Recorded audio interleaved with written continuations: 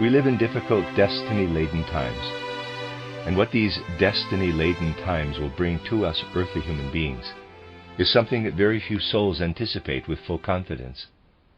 Moreover, the significance of what comes to expression through the events of these days does not speak to souls with any degree of clarity. However, it is precisely those who try, as human souls, increasingly to enter into what should be assimilated by way of impulses into the cultural evolution of humanity, into the spiritual evolution of culture, through the demands of spiritual science, who should know themselves to be connected in their deepest, innermost feelings with what is taking place around us, on the one hand on so vast a scale, and on the other hand so painfully and so distressingly. What is taking place is something that not only in its nature but also in its degree is indeed without parallel in the conscious history of human evolution, that enters deeply and decisively into every living aspect of earthly evolution. One needs but to gain an inner sense of what it means, and this applies today to every person in Europe, to stand amidst the course of events of such significance in order to feel that this is a time when it is not only eminently right, but also eminently necessary that the soul frees itself ever more and more from a mere life within its own self, within its own ego, and to try to share in the experience of the common fate that has befallen mankind. The soul will, in our present time, be able to learn much if it knows to connect itself in the right way with the stream of events, and it will be able to free itself from much pettiness and selfishness if it knows how to do this. Things of such magnitude are happening that virtually any thinking purely of oneself in this time of ours must be seen as a robbery that our soul commits with respect to living in association with common destinies. And what immense questions, especially those living in Central Europe, must be asking themselves about things that they can really only learn now. Such people can become aware that they are misunderstood and indeed hated. These misunderstandings, this hatred, did not really emerge since the beginning of the war. It is only that they became apparent from that time. Thus the beginning of the war and the course of the war are also merely that which makes Central European souls aware that they must feel themselves, in a certain sense, more or less increasingly isolated with regard to the feelings of those people who surround the inhabitants of Central Europe with feelings and sensibilities that are thoroughly lacking in understanding. How desirable it would be, especially now, if in the souls that are dedicated to spiritual science, one could kindle an intensified interest in the great events of life, which lead the soul out from the horizon of its ego to the great horizon of human and earthly events. What benefit there would be if precisely in the souls that have embraced spiritual science, their vision and mental outlook could be extended to a knowledge of the wider forces involved, and thus bring them out of an interest in narrower forces concerned merely with the human individual. For indeed, when one hears today what the world, and especially the world around us as Central Europeans, is saying, when one reads what strange things are being said about the impulses that are supposed to have led to this war, one has the feeling that mankind has completely lost the obligation to judge in accordance with wider viewpoints in our materialistic age, to the extent that one sometimes has the impression that people had learned nothing whatsoever, but that for them history really began on 25 July 1914. It is as though people knew nothing of what has taken place in the interplay of forces among the Earth's population, and what has accordingly led to the problematic complications that finally ignited and flared up in the flame of the war. Hardly anything is said of the encirclement tactics of the former English king, who has united the European powers around Central Europe, so that in the end, because of this union of the surrounding human forces, the only possible consequence was what has arisen.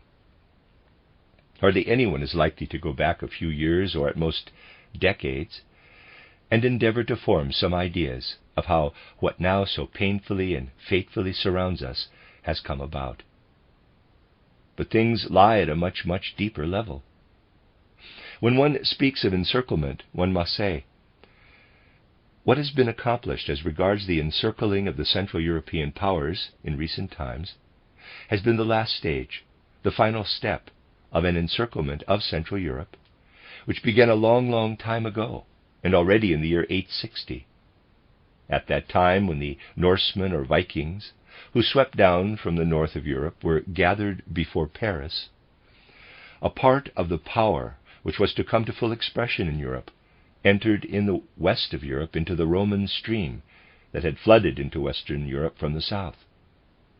We have a stream of human forces that pours from Rome by way of Italy, Sicily, and modern Spain, and through what is now France, while the Viking invaders who came from the north and in 860 were before Paris are overwhelmed by the Roman stream deriving from antiquity and are absorbed in this Roman stream. The vigor possessed by this stream derives from the Viking element that is absorbed within it. And what arose in the West as something alien to Central European culture derives from the Roman stream that had flooded into it. This Roman stream did not simply come to a halt in modern France, but through its dogmatically rationalistic nature, through its inclination toward a materialist manner of thinking, it proved itself well capable of overwhelming not only France, but when the Normans then reached out their hands to what are today the Anglo-Saxon lands, of causing the decisive element in what came to the Anglo-Saxon world to lie not in what the Vikings had brought from the north to the south, but in what they had received from the south. Also in the British element, it is the Roman element that thereby opposes, without understanding, what lives in Central Europe. And this Norman element, infiltrated by the Roman element, has further extended beyond the coasts of Greece to Constantinople, so that we see a flood of Viking-imbued Roman culture moving down from the European north to the west, encircling Central Europe in a snake-like form, and extending its tentacles as far as Constantinople. The other migratory movement emanating from the north we see flowing to the east and penetrating into the Slavic world. The first Viking invaders were given the name of Rus by the largely Finnish inhabitants of what is now modern Russia, hence the name Russians, which is therefore reminiscent of the name that the Finns gave to the Viking population. We see these Nordic peoples extending into the Slavic element, entering ever further into it, and at the same time, when the Vikings had gathered before Paris and began the process of their Romanization, we see the Viking element becoming immersed in the Slavic stream, and on the other hand, moving down to beyond Kiev and onto Constantinople, and the circle is closed. The Norse or Viking forces move down on the one hand to the west and become Romanized, and on the other hand to the east, where they are Slavicized, and as they approach from east and west, they collide with one another in Constantinople. And in Central Europe, there is enclosed as in a kind of cultural basin what remains of the primal Germanic world, fructified by the ancient Celtic world. And this Germanic world then finds expression in the most diverse ways in the populations that manifest themselves as the inhabitants of Germany, Holland, and Scandinavia. Thus we see how old this encirclement is. In this Central Europe, there is now being prepared what we can call an intimate culture, a culture that was never in a position of developing as does culture in the West or in the East, but which had to take a completely different course. If we compare the culture that has developed in Central Europe with what has developed in the West, we would be bound to say that in the West there developed, and this can be seen from the smallest and most prominent characteristics of this culture, a culture whose basic character can be traced from the British Isles, by way of France and Spain, to Sicily and Italy, and to Constantinople. The basic feature of the culture, that developed was a certain dogmatism, a rationalism, a longing to clothe all the knowledge that one acquires in simple rationalistic formulas. There developed an impulse to view things in the way that reason and the senses must see them. Let us take an instance that as students of spiritual science is familiar territory to us, the structuring of our human soul in three members: sentient soul, intellectual or mind soul, and consciousness soul. The human soul can actually only be understood when one knows that it consists of these three members. Just as little as light can be understood without discerning the various colors in their origin, and without knowing that it is divided into the various nuances of color that we see in the rainbow. On the one side, the red and yellow rays, and on the other, blue, green, and violet. And that if one does not know this, one cannot, as a physicist, study light, so would one be equally little able to study the human soul, which is infinitely more important, without making a comparable discernment. For each person is a human being, and should know about the soul. Anyone who does not feel in his soul that it finds expression in the three members of sentient soul, intellectual or mind soul, and consciousness soul, will end up becoming totally confused about it all. We see this in modern university psychologists, who muddle everything up when they speak of the soul. Just as people get into a tangle about the nuances of color and light, and in their immense arrogance and their scientific sense of superiority, they regard themselves as quite especially learned when they create the utmost confusion in the soul life. Whereas, one can only come to know the soul if one is in a position to really know about this threefold nature of the soul. Whereas the sentient soul is initially also what makes manifest a person's desires, the more feeling-related impulses in earthly existence, what we may call the more sensory aspect of man's being, this sentient soul, nevertheless, at the same time, contains in its deeper parts the eternal, motivating forces of human nature, those forces which go through birth and death. The intellectual, or mind soul, contains in equal measure a temporal and an eternal aspect. The consciousness soul, as it is now, contains primarily man's orientation toward things of a temporal nature. Hence it is understandable that the people which its folk soul forms through the consciousness soul, the British people, has, in line with a very beautiful remark made by Goethe, nothing of the quality of profound reflection, but is oriented toward the practical, toward outward competitiveness. It is perhaps not bad to call such things to mind, for those who have participated in German cultural life have not been blind to these things, but have always spoken about them very clearly. Thus to Eckermann, it was some time ago, but one can see that great Germans have always seen things in their true light when it was a question of philosophers, such as Hegel, Fichte, Kant, and also several others. Goethe said, yes, whereas Germans torment themselves with solving the deepest philosophical problems, the English are oriented primarily, or even solely, toward the practical. They lack any sense of reflection. And even when, said Goethe, they make declarations about the morality of liberating slaves, one has to ask, what is the real objective behind this? And on another occasion, Goethe wrote something that is highly significant and speaks more than many volumes, that even Walter Scott once admitted that even though the English had taken part in the battles against Napoleon, it was more important for them to, quote, keep a British objective in view, close quote, than all the liberation of peoples that was being spoken about at that time.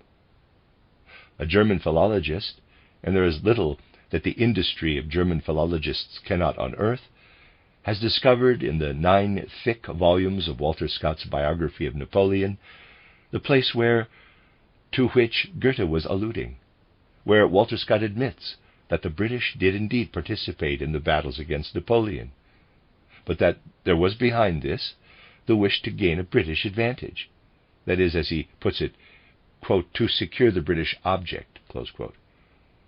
It is a typically English remark. One has only to look for them. These things are interesting as a means of somewhat widening our perspective today. Thus one needs to know, as I said, that the human soul consists of these three members, or rather, that the human self works through these three soul nuances, just as light works through the various nuances of color, primarily in the three kingdoms of mineral, plant, and animal. One then comes to see that in that he has these three soul nuances, man can assign a great deal to each of them, and must do so in the course of human evolution. That the ideal of these soul nuances is a great ideal, but each of these ideals is only one of the soul nuances, and is not for the whole soul.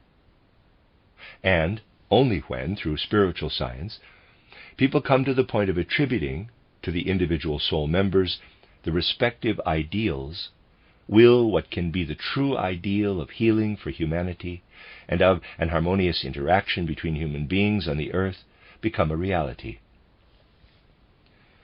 For man must aspire to what is associated mainly with his sentient soul, to what he gives expression to in the context of the physical plane, which is a different ideal from which he expresses through the intellectual or mind soul. And he must again aspire to a different ideal for that to which he gives expression through the consciousness soul. Through one of these ideals, the one soul member is ennobled. Through the other, another soul member is ennobled. If one develops the one soul member, especially through the brotherhood of human beings on the earth, one must develop the other through freedom, and the third through equality. These three ideals each relate to one soul member. In the west of Europe, everything is muddled up, and what the rationalists did was to simplify everything in the smooth formulas and dogmas that rationalism likes to make everything clear and reasonable. Through this dogmatism, the whole human soul was simply regarded as one, and freedom, brotherhood, and equality were spoken of as simple entities.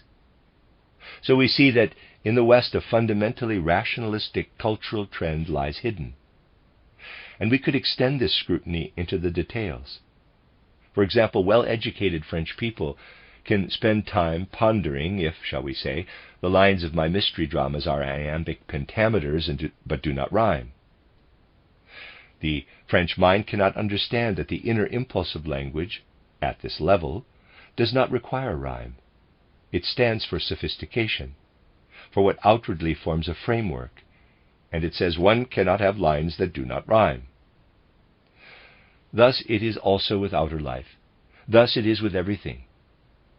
In the West there is this insistence on dividing, systematizing, putting everything nicely in boxes. But just consider what a terrible thing it was that at the beginning of our spiritual scientific endeavors, through the fact that many of our friends were still influenced by the English theosophical movement, in every branch or group that one entered, one could find, as one looked up all manner of systems nicely written on cards, blackboards, and so on, Atma, Buddhi, Manas. Then all sorts of horizontal and vertical lines representing various systems and categories.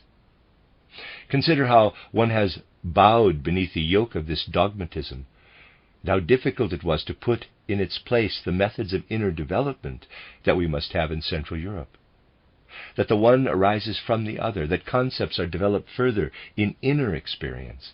One cannot use systematization, these donkey bridges of the mind that bring everything into quite definite formulas. What an effort it costs to show that it is a question of going from one thing to the other, of a consequential sequence of division and development, of a living, organic, formative process. I could extend this description to all areas of life, but we would have to stay here all day. So we find this in the West as the one part of the stream that encircled Central Europe.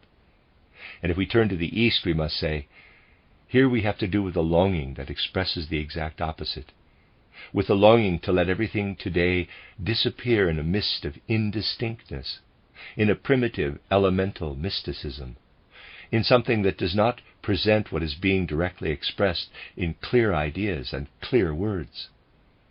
We indeed have two snakes.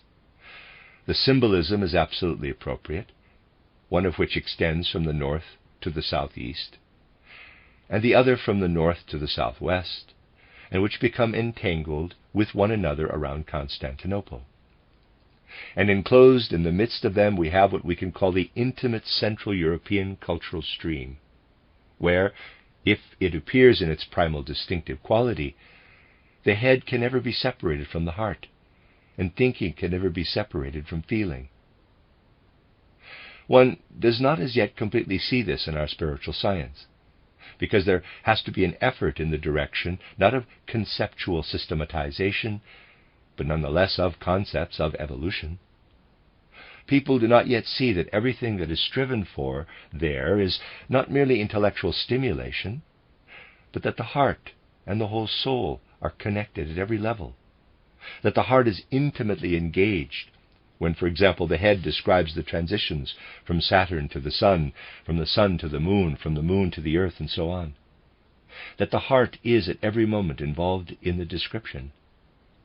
And one can be moved at the deepest level as one ascends from one's heartfelt feeling into the highest heights, and dives down into the deepest depths, and can again rise up from there. It is not yet noticed today that what is only seemingly described in concepts must at the same time be inscribed with one's heart's blood, if it is to correspond to Central European spiritual life. This intimate element of Central European culture cannot conceive of the spiritual without the ideal, or the ideal without the spiritual.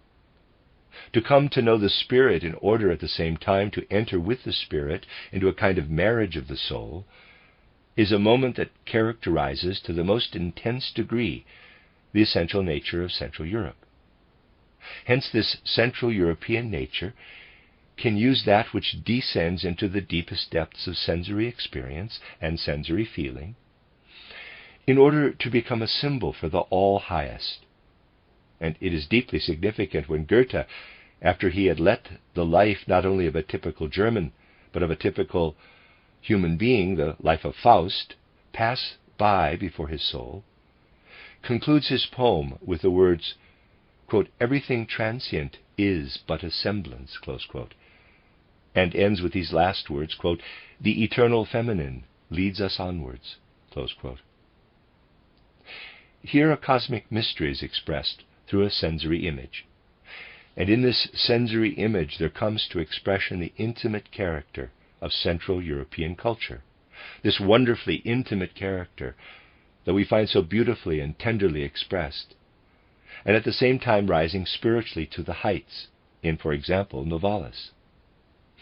If you look at the translations that have been made here and there of this last phrase, German, das ewig Weibliche zieht uns hinan, especially the French translations, you will see what has been made of it. It has often not been rendered very lucidly by Frenchmen, but they do not count on this when it is a matter of understanding Faust. Intimacy of the spiritual life is in the most eminent sense what Central Europe, in its essential nature, is oriented toward, and it is what is enclosed in both East and West by the Midgard serpent. And we must go to these lengths in order wholly to connect ourselves in our feeling with what is actually going on. We shall acquire from this Central European nature some objectivity for ourselves, in order not to be judged by the same impulses from which things are judged in the East and West, but to be able to stand before the great events of the present that we are experiencing out of truly supranational human impulses. Then we shall understand something of why Central European people are so misunderstood and even hated by those who surround them. Of course, we must be able to regard what is present in Central Europe as a mission for humanity as a whole, with all humility. We must be able to arrive at a mood that avoids any kind of arrogance. But we must also safeguard for ourselves the free awareness of what is to be carried out in Central Europe. The people of Central Europe have been imbued with a power emanating from their folk soul that has a constantly rejuvenating quality.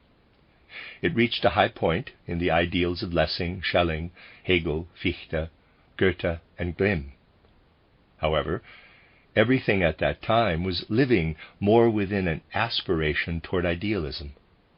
This must now be developed further in a more concrete way. The profound ideas of German idealism must gain further substance through what can come from the spiritual domain, enabling them to be raised from mere ideas to living beings of the spiritual world. It is the greatness of the task of Central Europe that must now ensoul German hearts, together with the awareness of what needs to be defended from all sides, from where the Midgard serpent keeps the circle in its firm embrace. It is especially fitting that we who stand on the ground of spiritual science study in such a more elevated sense what is actually going on today. Moreover, we cannot be taking the innermost impulse of our spiritual science seriously enough if we do not feel how this spiritual scientific aspiration in each single person is connected with the aspiration of Central Europe as a whole, how it must be connected with the whole substantiality of this aspiration. We must be clear that much of what we have in mind is only present in a seed-like form, but that it is the task of Central Europe to enable these seeds to unfold in blossoms and in fruits. Just one example will be given to illustrate this. If a person tries gradually to engage in self-development through his meditation and concentration, through intimate work on his soul, all soul forces take on a different form than they have in ordinary life. The soul forces then, as it were, acquire a different quality. If he works really industriously on his development, as is described in the book titled Knowledge of the Higher Worlds, How is it achieved? He comes to the point of understanding in a living way, and I would say livingly taking hold of the idea that in the moment when he approaches the actual spiritual world, he no longer thinks as one has to think in ordinary life. In ordinary life, one thinks in such a way that thoughts begin to live within one.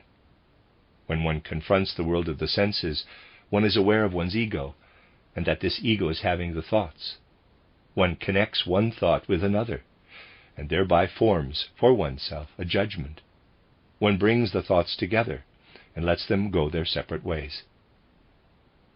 In my book titled The Threshold of the Spiritual World, I have compared the development of thoughts with putting one's head in a world of living beings. Thoughts begin inwardly to swarm about. They become, if I may say so, living beings. And we are no longer the ones who lead one thought to another. They go from one thought to another. The one takes hold of the other and sets itself free from the other. The life of thoughts begins to become alive. Only when the thoughts, as it were, start to become vessels and containers that contract in a small space and then again become more extended like sacks or bags, can the beings of the higher hierarchies draw into our thoughts. Only then. Thus our own life, our whole thinking changes when we enter livingly into the spiritual world. One then begins to perceive that on other planets there live not human beings as on the earth, but other beings, that the other planets are inhabited by other beings. These other beings of other planets penetrate into our thinking that has become alive. And we no longer think about the beings of other worlds and cosmic spheres, but they live in us. They live united with ourself. Thinking has, therefore, become a completely different soul quality. It has developed from the point where it was formerly into another soul quality, into a quality that extends its influence and activity above us and becomes identical with the world which is the world of spirit. Here we have an example of what must arise within humanity if it is to develop the state in which it is now living into a higher one for the future of the earth. it must indeed become something that people all share, that such thinking is possible, and that only through such thinking is a person able to make his acquaintance with the spiritual world. This does not mean that everyone needs to become a spirit researcher, no more than anyone wanting to understand the achievements of chemistry needs to become a chemist. After all, even though there can be only a small number of spirit researchers, anyone can, through unprejudiced thinking, see and understand the truth of what the spirit researcher says. But it must become clear that in the course of life there reside within a person soul capacities, which, once he has passed through the gate of death, likewise of themselves become what they become in an initiate. When someone crosses the threshold of death, thinking becomes a completely different capacity of soul. It reaches out into the world of being. It is a continual extending of feeling antennae, and the higher worlds are embraced within these feeling antennae, and one experiences them directly. Now, there was a highly characteristic figure in the 19th century who, through his wit and erudition, for he was indeed clever, contributed to the forming of the materialistic world conception, Ludwig Feuerbach. He wrote a book entitled Thoughts About Death and Immortality, and it is interesting to read the following from this book. Feuerbach says something along these lines: the highest things that a person can develop out of himself are his thoughts. He cannot develop soul capacities higher than thoughts. Were he to be able to develop soul capacities higher than thoughts, that which originates from the dwellers of the starry worlds would be enabled to penetrate his head, and instead of thoughts, he would have in his head the deeds and activities of the beings who are on the planets. This seems so absurd to Ludwig Feuerbach that he naturally considers anyone saying something of this kind to be ill. Think how interesting it is that a person who becomes a materialist, because he rejects the idea of higher soul capacities, comes to understand the nature of the soul capacity that represents the higher development of thinking. He even describes it. But he has so terrible a fear, so terrible a dread of this development, that precisely because it would have to take the course that he suspects, he rejects this soul capacity as an impossibility, as sheer fantasy. The trend of intellectual development in the 19th century is so close to what needs to be striven for, and at the same time so distant from it, because it is indeed, as it were, thrust forth from the inner consciousness toward what is being sought, but is unable to enter into the depths, since it must be regarded as absurd, since it is truly feared, quite massively feared. Central European cultural life must come into its own, and we shall then find that from this Central European cultural life, precisely that which overcomes this fear will develop. What seeks to suppress this spirit light of Central Europe has become too strong. Some examples of this may also be given. Hegel, the German philosopher, raised his voice in vain against the over-appreciation of Newton. When you hear physicists speaking today, you can read about what I am saying in many popular works, you will hear Newton is the great exponent of the theory of gravity, a teaching through which alone the cosmos can be explained. Hegel said, what did Newton actually do? He clothed what Kepler, the German astronomer, had expressed in mathematical formulas. For nothing is contained in Newton's works that Kepler has not already said. Kepler worked out of that outlook whereby the whole of the soul is active, not only the head. Newton, however, brought everything into a system, and thereby made all sorts of errors of judgment. For example, the idea that the sun's influence is extended into the wider periphery, which is not applicable to the movement of the planets. For Newton, it really is as though the sun had physical arms, and that it stretches out these arms and attracts the planets. But the German philosopher's warning that Central European culture would be overwhelmed in this area by British culture was in vain. To mention another example, Goethe formulated a theory of color that arose wholly out of Central European thinking, and which one will only understand if one recognizes, to some extent, the connections of the physical domain with the realm of spirit. The world did not accept Goethe's theory of color, but preferred that of Newton. Goethe also established a theory of evolution. The world did not understand it, and it was only prepared to accept what was promoted in a popularized, materialistic way as a theory of evolution in Darwinism. One can say that becoming aware of the forces that people of Central Europe, encircled as they are by the Midgard serpent, have, is what is needed so as not to give way to the influx of rationalism and empiricism. You see the colossal task that lies before us. You see the greatness of the ideal. Because things continue to flow, as one might say, in the stream of appearances, people do not pay attention when one asserts the Central European identity.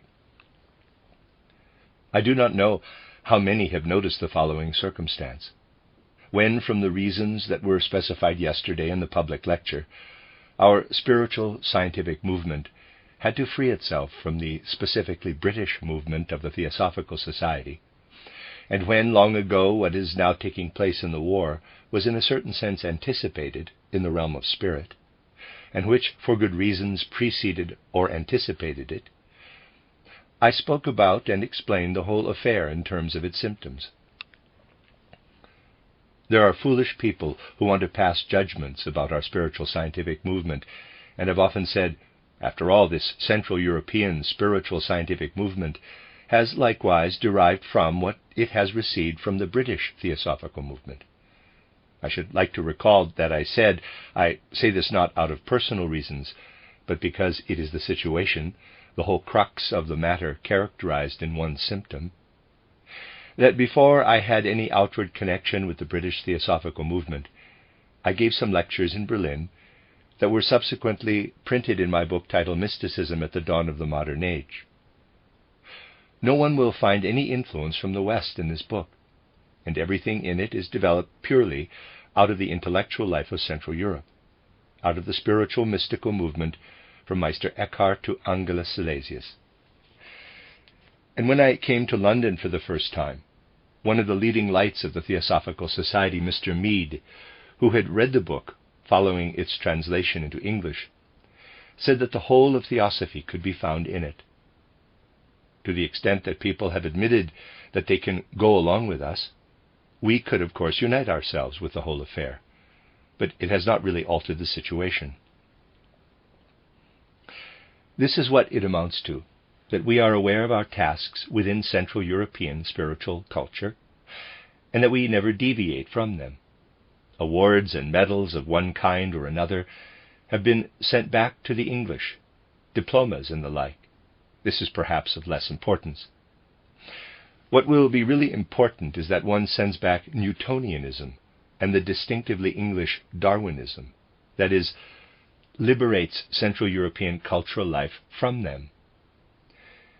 And in this connection, something can be learned from the way that, free from all other influences, Central European cultural life has made its mark in the form of spiritual science. But one must take this to heart, consider what is essential, and stand firmly on this ground. It is quite extraordinary how mysteriously things actually work. Consider the following case. Ernst Haeckel has actually endeavored throughout his life to guide the German conception of the world along tracks that are wholly influenced by British thinking, by the British nature and character. His writings are completely pervaded by British thinking, British empiricism. And now he is the first to denounce everything about England. These are processes that are enacted in the unconscious regions of the Central European soul. They are also things which, in such a soul, are closely connected with karma. Just think what it means when Haeckel stands before the world and says that he has himself brought to fulfillment the first great deed of the great scientist Huxley, in that he coined the proposition that human bones are similar to animal bones, that he, Haeckel, has then referred to the great change in the conception of the descent of man, and that he introduced nothing into the theory of evolution other than what came from the West. And when one then sees that he is now compelled to denounce what his entire intellectual life has built up, it is the most tragic present outcome for such a soul that can be imagined. It is spiritual dynamite, for it shatters all the foundations on which such a soul stands. And so one sees into the depths of what is actually going on at present, but also into the awful side of it that we need to be aware of. Only when one really studies things in this way will one come to be able to broaden one's conception of them beyond the narrow horizon that often prevails today. One will, before all else, be able to discern a great teaching, and this will be the most beautiful and at the same time the most humbling and sublime teaching, the teaching of that to which the all-prevailing might of the world spirit has destined the people of Central Europe, who now, surrounded by the Midgard serpent, are enclosed as though in a fortress, surrounded by enemies on all sides. Only if what is happening becomes a great symbol of the deepest weaving and working of worlds will we be freed from a limited conception of the difficult, destiny-laden events of the present. And only then will we feel that we must make ourselves worthy of what, say, Fichte has said, also at a time when Germany was undergoing great challenges, in the title Addresses to the German Nation, where, as he says, he wanted to speak, quote, quite simply for Germans and by Germans, and spoke in the way that a German had to speak at that time to a German. Close quote. But just as Fichte spoke at that time of everything that has to do with the German mission, the German circle of duties, so are the difficulties that we are experiencing today within the encirclement of hate-filled enemies, that which we have to experience as the dawning light of Central European consciousness. Indeed, something that can be found at the end of Fichte's addresses can be reformulated today, so that it says, "For the healing of mankind, the spiritual world conception must flow into human souls. And the world spirit looks toward those who live in Central Europe, so that they become a mouthpiece for what it has to say and to bring to mankind in an ongoing process of revelation. One can therefore look upon what the sons of Germany and Central Europe have to defend with body and blood and soul, without arrogance and without national egotism. Nevertheless, one must also become conscious of this.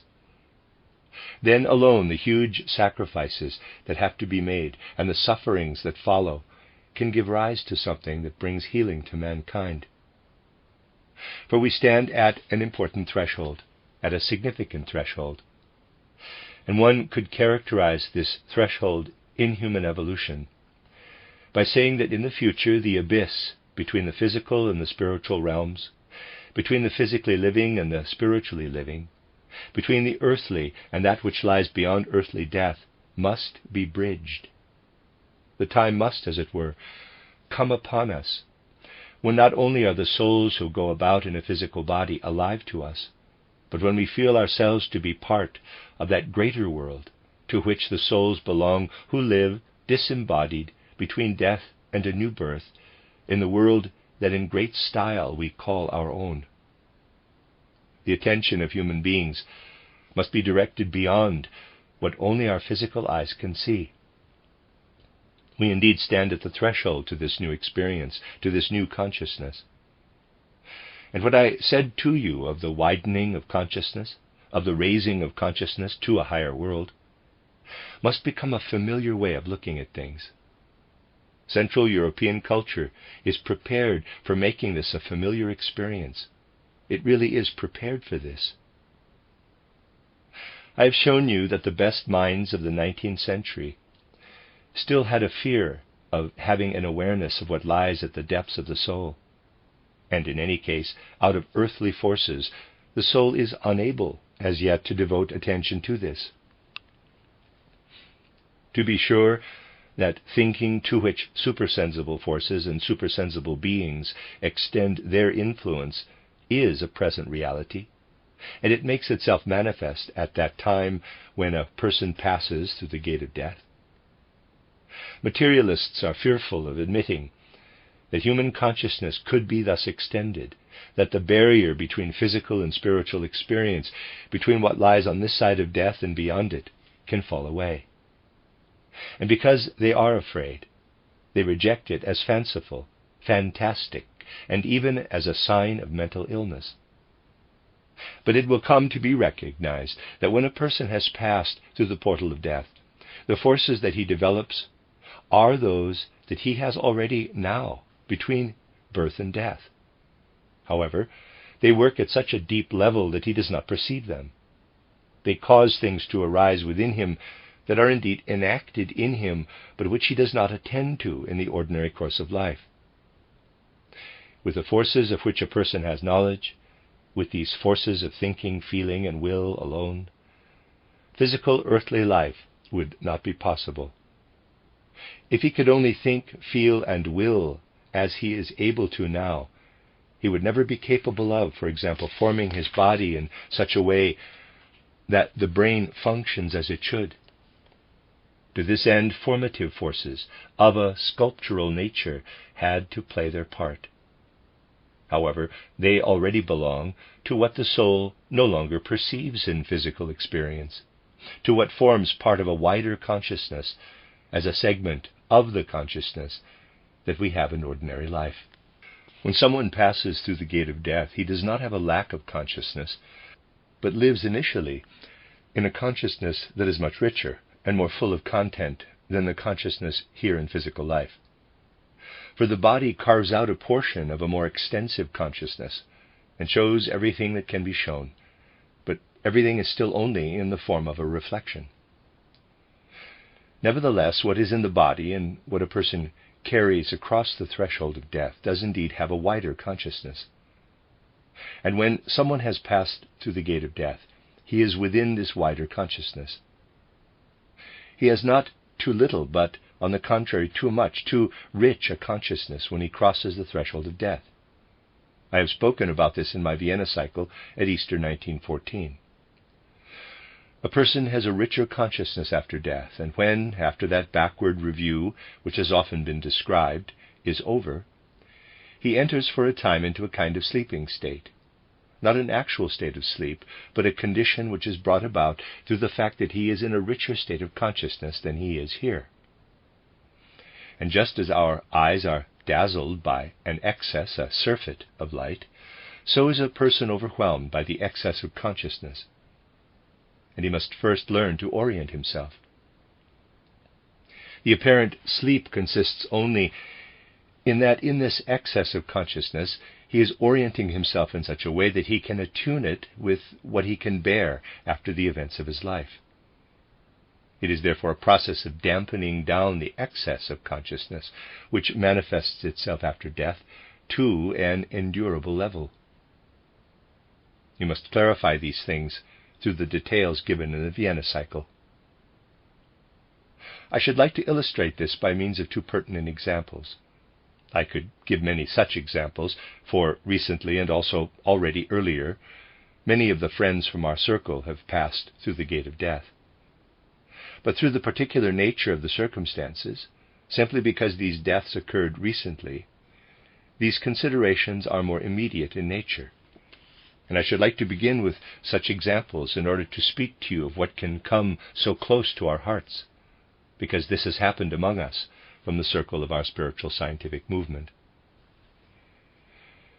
We recently lost a dear friend from the physical plane, and it was my task to speak for the soul who had passed through the gate of death. The impulses of the spiritual world that spoke to me sufficiently clearly in this case rendered it a clear necessity that I should characterize the particular soul qualities of this befriended soul. It was in Zurich, and we were in attendance at the cremation of a dear member of our spiritual scientific movement. in the relatively long time that had elapsed between the onset of death on a Wednesday evening and the cremation on the Monday morning. Parenthesis, it is understandable that the backward review by the etheric body had already ceased. Close parenthesis.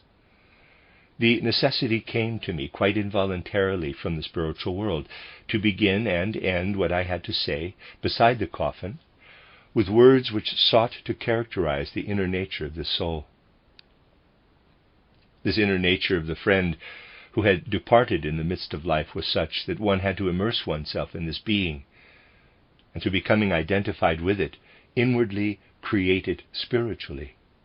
That is, one had to enable one's thinking to dive down into the soul of the dead person and to make it possible for what was weaving in the soul of the deceased to flow into one's own thoughts.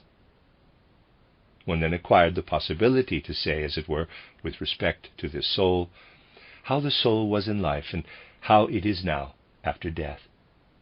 And this resulted out of itself that it was clothed in the following words. I had to speak the following words at the beginning and at the end of the cremation. Quote, you appeared among us. The moving gentleness of your being spoke out of the quiet power of your eyes. An enlivening peace flowed in the waves with which your gaze conveyed the weaving of your inner being to all things and to other people.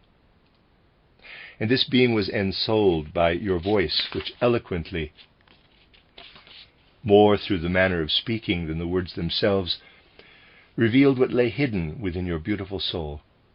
Yet wordlessly they fully revealed the devoted love to those attentive to it. This being who, from a quiet, noble beauty, proclaimed a receptive awareness of world, soul, creativity. Close quote.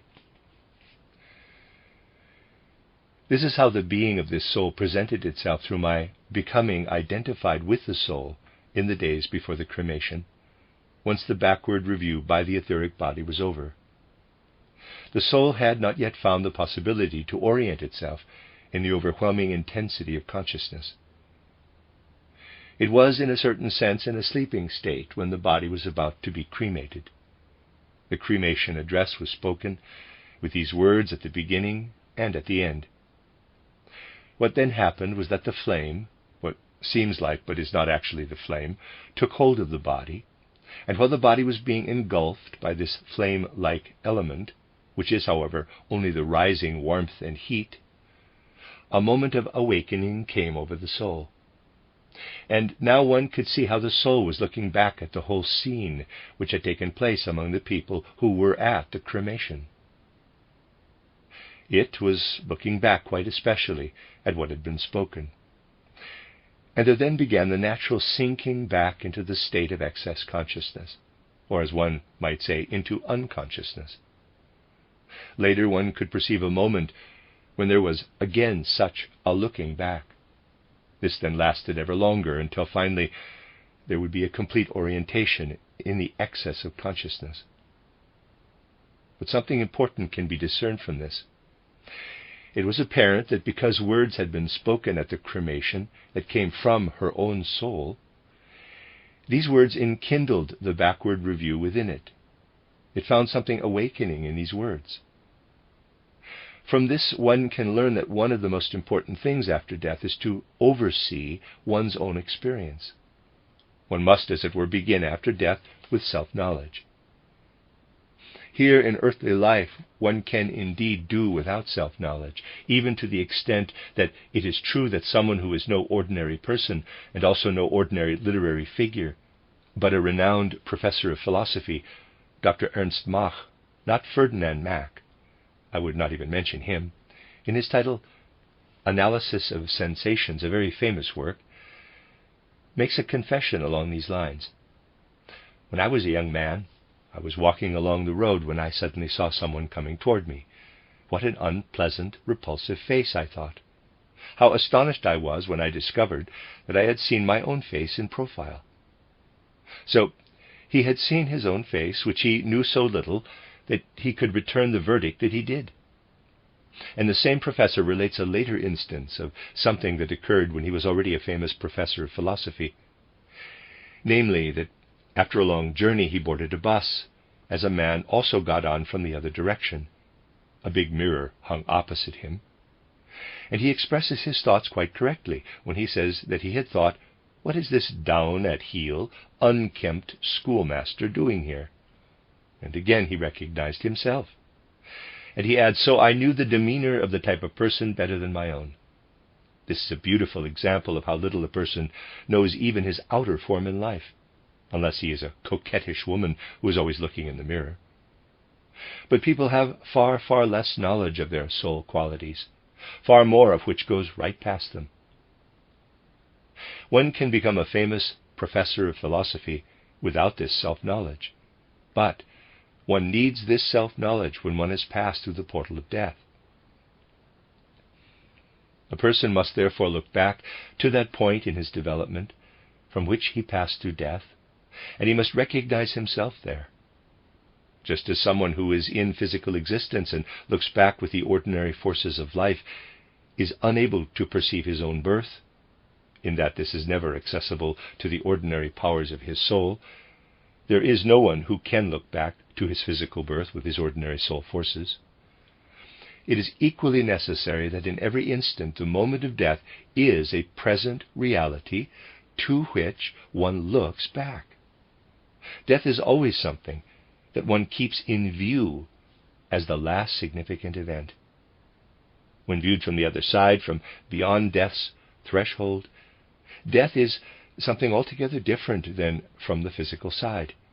It is the most beautiful experience that can be perceived from the other side, from the side of life between death and a new birth. It is that which appears as the glorious picture of the eternal victory of the spiritual over the physical. Thus death is viewed as such a picture, the constant awakener of the highest forces of human nature. When this human nature is living in spiritual experience between death and a new birth. It therefore means that when the soul looks back, when it tries to look back, it must initially contemplate itself. Precisely in these cases that we have had to experience recently, it was so clear whence the impulse originated to characterize this soul in a particular way, so as to approach it in this impulse of gaining knowledge of itself in looking back. Thus the so-called living works together with the so-called dead. And such a correspondence between the so-called living and the so-called dead will arise with ever greater frequency. Another case which we experienced recently is that of our dear friend Fritz Mitscher. Although Fritz Mitscher is less known to the friends here, his influence has spread among many other anthroposophists through his lectures, through what he has in a wonderful way achieved from friend to friend, through the way that he engaged with anthroposophical life, an engagement which must be regarded as exemplary, for the reason that he, whose inner inclinations were forged by undergoing and receiving the benefits of a learned education, sought, in accordance with his disposition, to imbue everything that he endeavored to do with a scholarly quality, to encompass it with the intimate nature of his soul life, but then to make it part of his anthroposophical conception of the world. We need this way of working, especially in what we want to bring to the future, the benefits of spiritual scientific ideals. We need people who try to penetrate with understanding the culture of the time in order to immerse it in the stream of spiritual culture, who in a certain sense make the sacrifice of pervading the culture of the time with the stream of spirituality. In this case too, and I am speaking only of things which have arisen through the karma of necessity, karma ensured that I had to speak at the cremation. And here too, it arose from inner necessity that I characterized the nature of our dear friend at the beginning and at the end of the cremation address. And this is the characterization I gave, quote,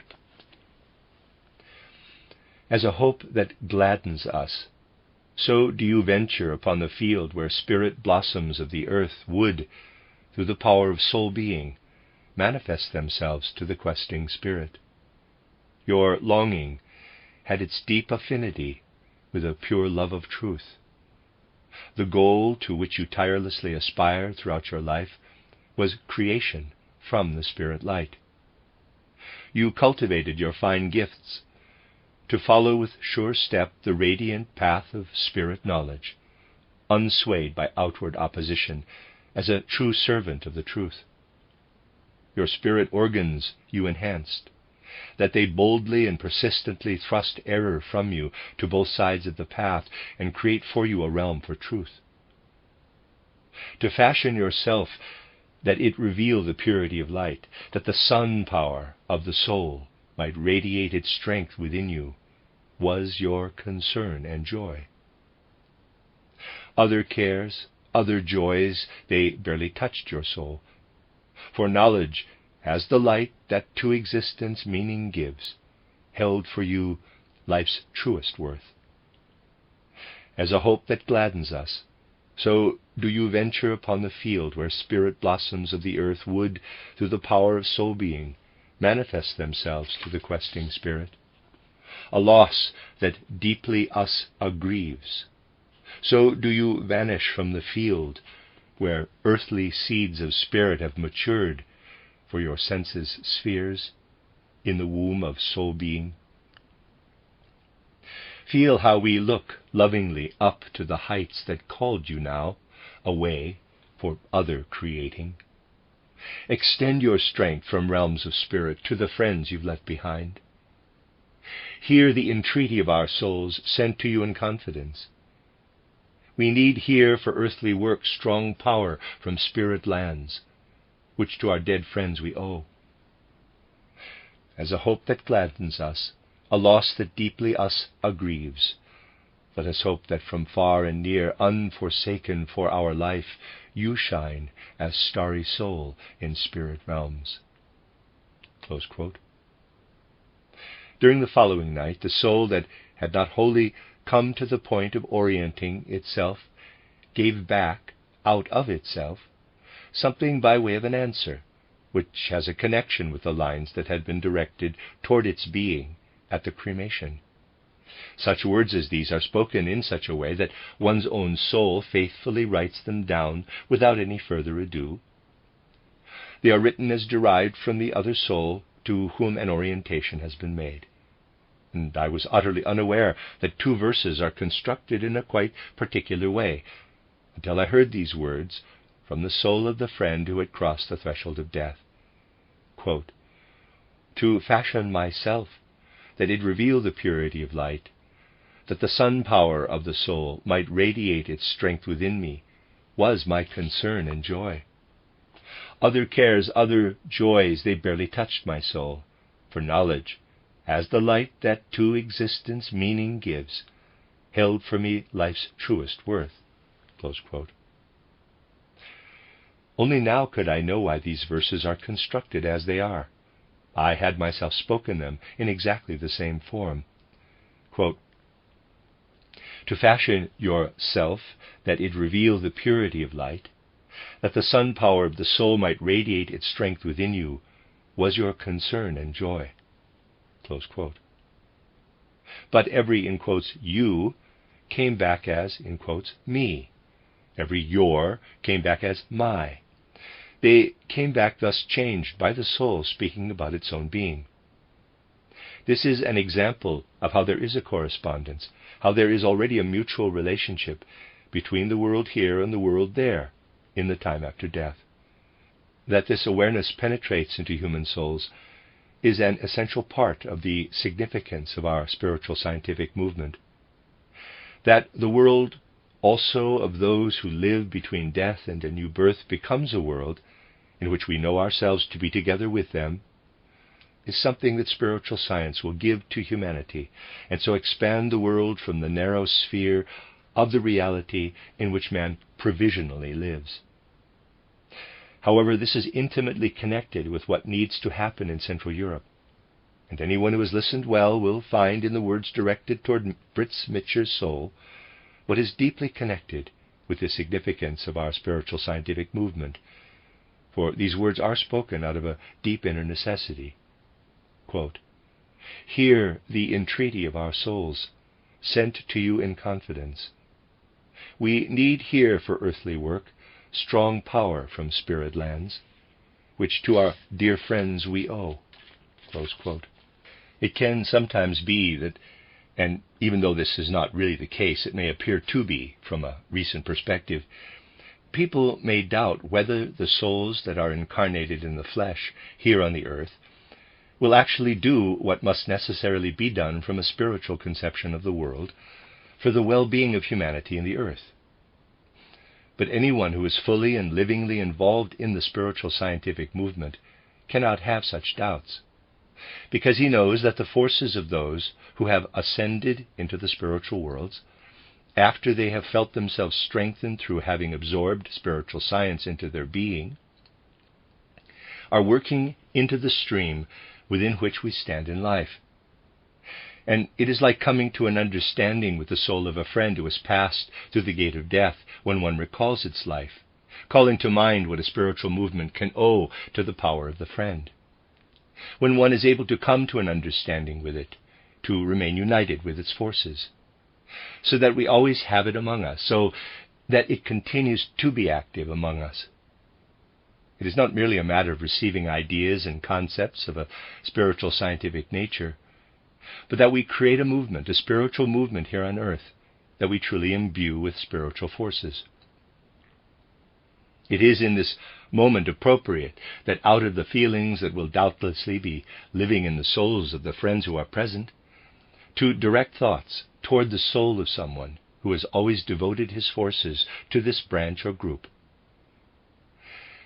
As an indication of our wish to feel united with him, of our wish to know ourselves to be united with his forces after he passed through the gate of death, we are rising from our seats.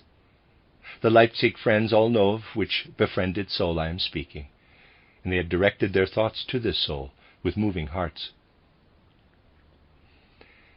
These have been the ideas which it has been my task to bring to your attention today in the time that we have been able to be together.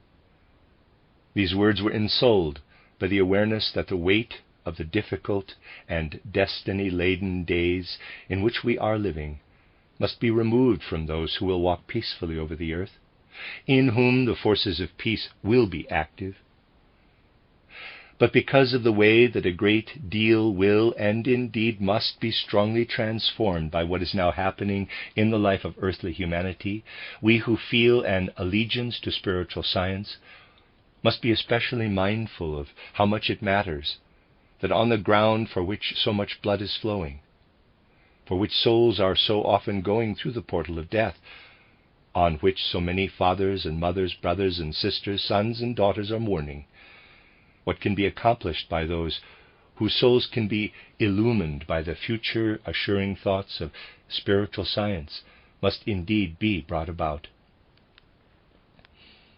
Yes, those thoughts which come from the consciousness of the living connection of the human soul with the spiritual world must be in the ascendant. These spiritual worlds will now pervade souls, and there will be spiritual forces that are brought forth by our destiny-laden days.